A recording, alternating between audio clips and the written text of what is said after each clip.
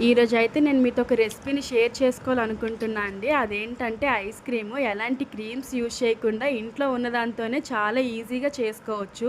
First అయితే ఒక half litre full cream మిల్క్‌ని తీసుకొని బాగా మరిగించుకోవాలి. కలుపుతూ మరిగించుకోవాలండి.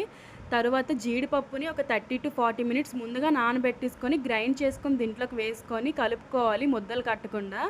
తర్వాత నేను కలర్ కోసం కొంచెం కుంకుమ పువ్వునైతే ఇక్కడ యూజ్ చేస్తున్నా అండి. ఇదైతే పూర్తిగా ఆప్షనల్. మీకు నచ్చితే వేసుకోవచ్చు, లేదంటే లేదు.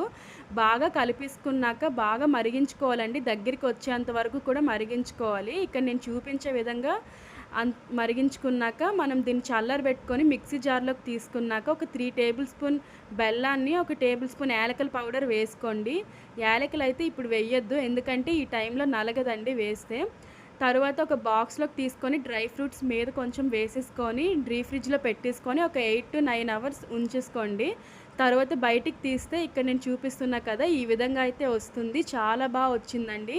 ఎగ్జాక్ట్‌లీ నాకైతే కుల్ఫీ టేస్ట్ అయితే వచ్చింది. మీరు కూడా తప్పకుండా ఇంటి దగ్గర ఒకసారి ట్రై చేయండి. Thank you for watching. Video నచ్చినట్టయితే ఒక లైక్ చేయండి.